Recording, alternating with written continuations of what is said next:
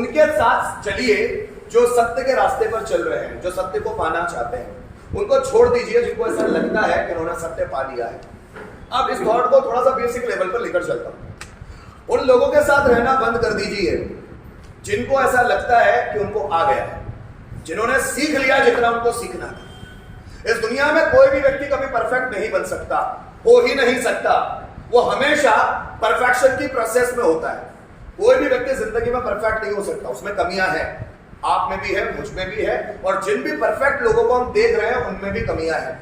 पर परफेक्ट व्यक्ति वो हो जाता है, महान या सफल व्यक्ति वो हो जाते हैं जो काम उन चीजों पर करते हैं जो उनमें अच्छी है, उनकी पर्सनैलिटी में अच्छी है। आप ये मत सोचिएगा कि एपीजे अब्दुल कलाम में बुराई नहीं थी। आप ये मत सोचिएगा कि एडिसन, आइंस्टाइन या विराट कोहली या सचिन तेंदुलकर में बुराई नहीं थी।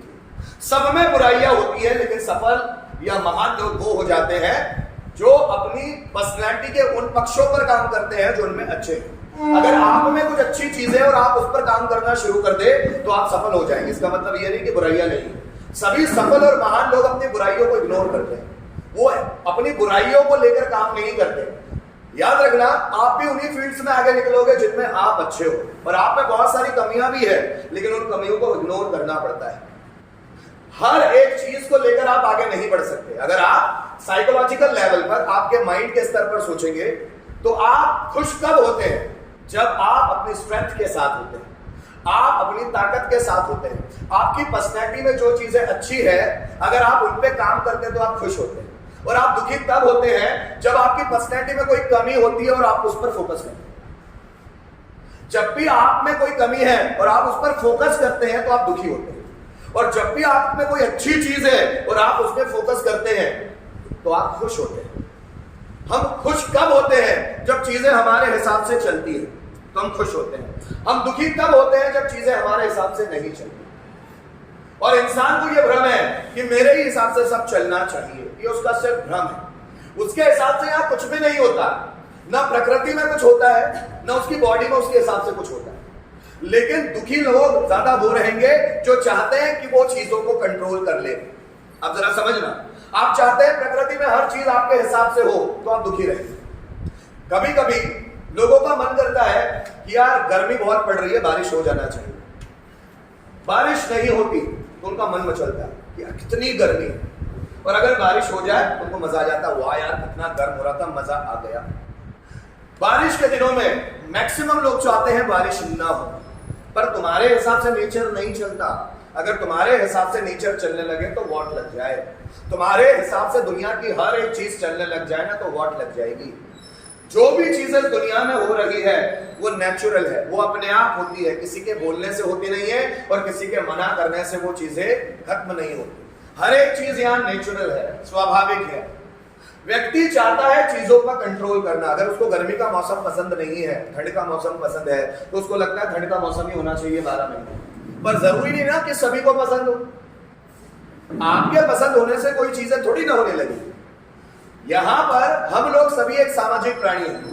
हम लोगों में अनुकूलन क्षमता होनी चाहिए।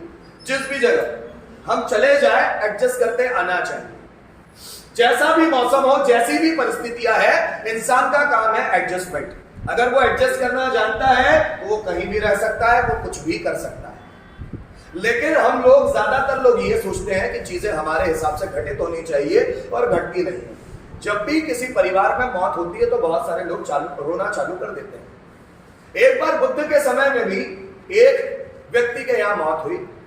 जिस व्यक्ति की मौत हुई उसकी वाइफ बुद्ध के पास आके बहुत ज्यादा रोने लगी कि बुद्ध मेरे घर पे ये क्या हो गया, आप तो भगवान हो, आपको सब मानते हैं, आप में सुपर नेचुरल पावर्स है, आप में योग की शक्ति है, प्लीज मेरे हस्बैंड को जिंदा कर दो। बुद्ध बोलते हैं डैम श्योर मैं जिंदा कर दूंगा तुम्हारे हस्बैंड को, और दुनिया का कोई एक घर ढूंढ के लाओ जहां एक भी मौत ना हुई, ढूंढ कर लाओ, मैं तुम्हारे हस्बैंड को जिंदा कर दूंगा। वो लेडीज इमोशंस में बहते हुए घर घर जाती है। उसको पता चलता है कि हर घर में मौत है। वो बुद्ध के पास वापस आती है और समझ जाती है कि बुद्ध आप क्या कहना चाहते थे, मैं समझ गया। हर घर में मौत होगी, हर इंसान मरेगा। इसके बावजूद भी हम पागलों की तरह रोते हैं अगर हमारे घर में डेथ हो जाए। हम इस कड़वे सच को जानना ही नहीं चाहते, ये तो नेचुरल है, होगा ही। पर हम चूंकि इतने ज्यादा अटैच है उन चीजों से, हम उन चीजों को कंट्रोल करना चाहते हैं कि व्यक्ति मेरे हिसाब से ही रहना चाहिए। अगर मुझे कोई व्यक्ति अच्छा लगता है तो वो मरना ही नहीं चाहिए। तुम्हारे हिसाब से थोड़ी ना जिंदगी चलेगी कि अगर मुझे कोई व्यक्ति खराब लगता है तो उसने मर जाना चाहिए, उसके साथ कुछ बुरा हो गया। तुम्हारे हिसाब से दुनिया नहीं चलेगी। अगर ऐसे चलने लगे तो हर एक व्यक्ति के हिसाब से आप मर जाओगे, क्योंकि कोई आपको भी नापसंद करता है तो आपको उसके हिसाब से तो आप मर जाना चाहिए। मैं किसी और को नापसंद करता हूं, वो मुझे नापसंद करता है, हम दोनों ने मर जाना चाहिए। मैं चाहता हूं कि मेरे साथ जो लोग हैं वो हमेशा जिंदा रहे।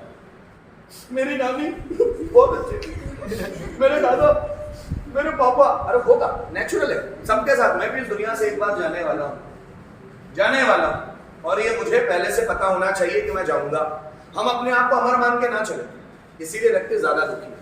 वो पहले से मान के चलता है कि मेरी लाइफ में कोई अड़चन नहीं आएगी, और जब अड़चन मेरी लाइफ में तो दुख क्यों आते हैं, पहले से क्यों मान के नहीं चलते कि ये दुनिया उतार चढ़ाव से भरी हुई है, सुख दुख से भरी हुई है।